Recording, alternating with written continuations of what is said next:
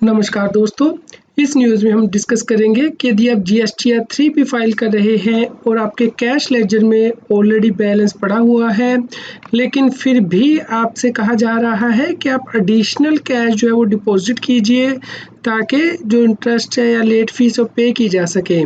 तो इस प्रॉब्लम को कैसे सॉल्व करना है?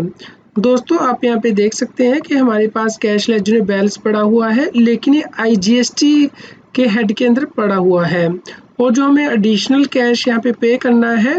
दोस्तों, आप यहाँ पे देख सकते हैं कि हमारा जो है इंटरेस्ट बन रहा है जो कि हमें कैश में पे करना होता है। इसके अलावा हमारी लेट फीस बन रही है जो कि हमें कैश में पे करनी है।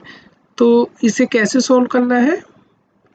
तो दोस्तों, क्या ऐसा हो सकता है कि जो आईजीएसटी का टैक्स है इसमें से हम अमाउंट जो है वो इंटरेस्ट में ट्रांसफ़र कर दें और कुछ अमाउंट यहाँ पे सीजीएसटी और एसजीएसटी की लेट फीस के अंतर्गत जो है वो ट्रांसफ़र कर दें ताकि हमारा जो सेट ऑफ है इंटरेस्ट का और लेट फीस का वो हो जाए।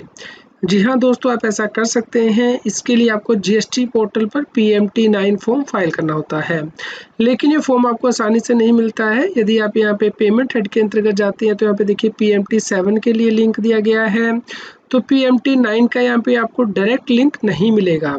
तो इसके लिए आपको क्या करना है, सर्विस टैब में जाना है, लेजर में जाना है, यहाँ पे इलेक्ट्रॉनिक कैश लेजर पे आपको क्लिक करना है। तो दोस्तों, अब आप यहाँ पे देख सकते हैं कि file GST PMT9 for transfer of amount ये लिंक आपको उपलब्ध हो गया है। तो अब आपको इस पे यहाँ पे क्लिक करना है। तो दोस्तों, अब आप यहाँ पे देख सकते हैं cash ledger balance available for transfer, यानी कि आप कितना अमाउंट ट्रांसफ़र कर सकते हैं आईजीएसटी का, सीजीएसटी का, एसजीएसटी का, सेस का। तो यहाँ पे आपको डिस्प्ले हो जाएगा। इसके साथ ही नीचे दूसरा टेबल दिया होगा जो कि कैश लेजर बैलेंस पर व्यू ऑफ अपडेटेड बैलेंस का आपको जो है अमाउंट दिखाएगा और उसके नीचे आप जाएंगे तो यहाँ पे आपको रिकॉर्ड ऐड करने हैं, यानी कि आप कहाँ से अमाउंट ट्रांसफ़र करना चाहते हैं और कहाँ पे अमाउंट ट्रांसफ़र करना चाहते हैं। Transfer amount from and transfer amount to. तो यहाँ पे मेजर हेड, माइनर हेड और अमाउंट अवेलेबल जो है दिया गया है। तो जैसे ही आप मेजर हेड और माइनर हेड सेलेक्ट करेंगे अमाउंट अवेलेबल ऑटोमेटिकली आ जाएगा। उसके बाद आपको किस हेड में ये अमाउंट ट्रांसफ़र करना है, तो आपको मेजर हेड सेलेक्ट करना है और उसके बाद माइनर हेड सेलेक्ट करना है। तो जैसे कि हमारा यहाँ पे आईजीएसटी में टैक्स के अंतर्गत ये अमाउंट आ रहा है, तो इंटीग्रेटेड टैक्स हमारा मेजर हेड हो गया और टैक्स हमारा माइनर हेड हो गया। तो यहाँ पे आप सेलेक्ट करेंगे, मेजर हेड हमारा है आईजीएसटी और माइनर हेड है टैक्स। तो यहाँ पे अवेलेबल बैलेंस ऑटोमेटिकली आ गया है। देखिए जैसे हमारा यहाँ पे ऊपर अवेलेबल बैलेंस है इसमें। तो अब हमें ये अमाउंट ट्रांसफ़र करना है, तो यहाँ पे हम मेजर सेलेक्ट करेंगे। हमें आईजीएसटी में ही ये अमाउंट ट्रांसफ़र करना है, लेकिन आईजीएसटी के इंटरेस्ट में ये अमाउंट हमें ट्रांसफ़र करना है, इंटरेस्ट के माइनर हेड में। तो यहाँ पे हमें जितना अमाउंट ट्रांसफ़र करना है उतना आप यहाँ पे लिख दीजिए और यहाँ पे सेव कर लीजिए। तो यहाँ पे आपको मैसेज आएगा, तो आप यहाँ पे यस क्लिक कर लीजिए। तो अब आप यहाँ पे देख सकते हैं कि जो प्रीव्यू हो गया है अपडेटेड बैलेंस का आपके पास अवेलेबल। तो यहाँ पे अमाउंट जो कम हो गया है आईजीएसटी के टैक्स में और ये इंटरेस्ट में अमाउंट चला गया है। तो दोस्तों, ये फाइल नहीं हुआ है फॉर्म। अभी आप और कोई रिकॉर्ड ऐड करना चाहते हैं तो वो यहाँ पे ऐड कर सकते हैं। जैसे कि हमें आईजीएसटी के इसी अमाउंट से जो है वो अमाउंट ट्रांसफ़र करना है यहाँ से। तो हमें माइनर हेड में जैसे कि सीजीएसटी में जो लेट फीस है उसके अंतर्गत हमें अमाउंट चाहिए, तो अब हम यहाँ पे एंट्री करेंगे। तो यहाँ पे आप सेव कर दीजिए, फिर से वार्निंग आएगी, आप यस कर दीजिए। ओके, तो अब आप यहाँ पे देख सकते हैं कि सीजीएसटी में जो है फीस के अंतर्गत ये अमाउंट चला गया है और यहाँ से अमाउंट रिड्यूस हो गया है।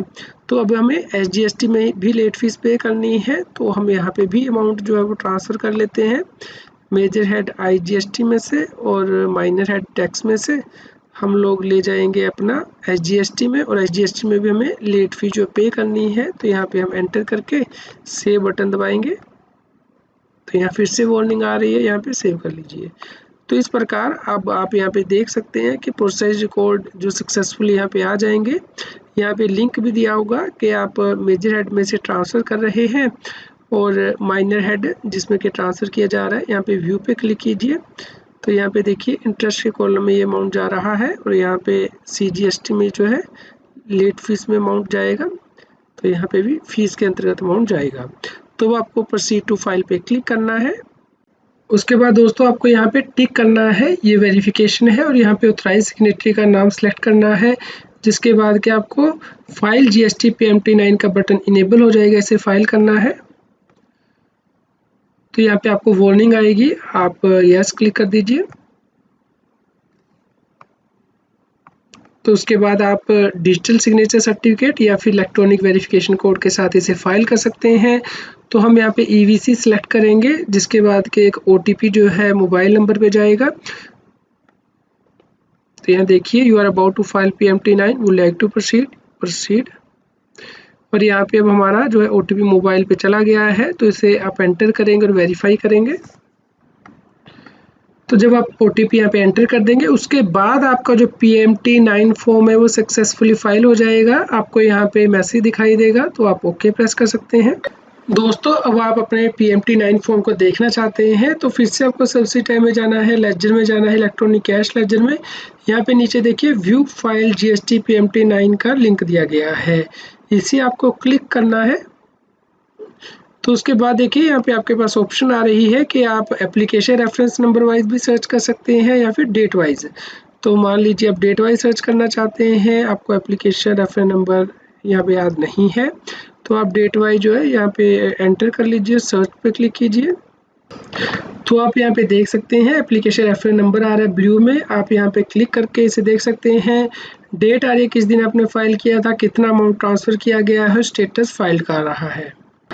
दोस्तों आप ब्लू हाइपरलिंक पे क्लिक करके इसे PMT9 को ओपन कर सकते हैं। सबसे लास्ट में डाउनलोड PMT9 PDF का लिंक दिया गया है, तो आप अपने कंप्यूटर पे इसे सेव कर लीजिए, ताकि आपके पास रिकॉर्ड हो कि कितना अमाउंट आपने ट्रांसफ़र किया था।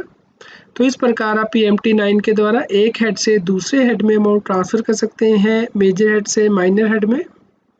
दोस्तों हम चेक कर लेते हैं कि क्या हम अपने मकसद में कामयाब हो गए हैं, यानी कि हमें जो रिटर्न में चाहिए था GST 3B में, रिस्पेक्टिव हेड में, कैश लेजर में, क्या वो आ गया है। तो सेल्स में जाके रिटर्न में जाके रिटर्न डैशबोर्ड में मैं यहाँ पे मार्च की रिटर्न फाइल कर रहा हूँ, फाइनेंशियल 21-22 की।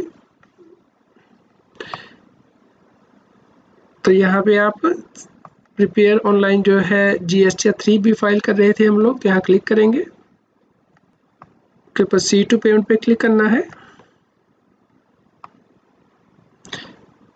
जी हाँ दोस्तों, आप यहाँ पे देख सकते हैं कि जो कैश लेजर है उसमें अमाउंट इंटरेस्ट में भी आ गया है, लेट फीस में भी आ गया है।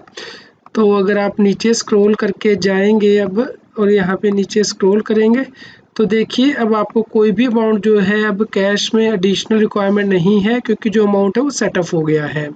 तो इस प्रकार यदि आप सही तरीके से PMT9 को फाइल करते हैं, आपके कैश लेजर में ऑलरेडी बैलेंस पड़ा हुआ है लेकिन किसी दूसरे हेड के अंदर पड़ा हुआ है, तो आप उसे ट्रांसफ़र कर सकते हैं और आसानी से बिना एडिशनल कैश को पे किए हुए अपनी GST 3B फाइल कर सकते हैं। तो नॉर्मली ये काम आता है जिन व्यक्तियों का TDS या TCS कट चुका है GST हेड के अंतर्गत, तो उनका जो अमाउंट है वो स्पेसिफिक हेड के अंदर चला जाता है कैश लेजर में। तो इस तरीके से PMT9 फाइल करके वो एक हेड से दूसरे हेड में अमाउंट ट्रांसफ़र कर सकते हैं। उम्मीद करते हैं दोस्तों आपके लिए यह न्यूज़ यूज़फुल रही होगी। कृपया लाइक कीजिए और शेयर कीजिए, ताकि सभी लोगों तक ये जानकारी पहुंच पाए और वो GST की कंप्लायंस कर पाएँ। रेगुलर GST और टैक्स अपडेट के लिए इस चैनल को सब्सक्राइब करें। आप हमें telegram app CS Satbir Singh टैक्सील पे ज्वाइन कर सकते हैं, ताकि आप GST और इनकम टैक्स के रेगुलर अपडेट अपने मोबाइल पर ही प्राप्त कर सकें।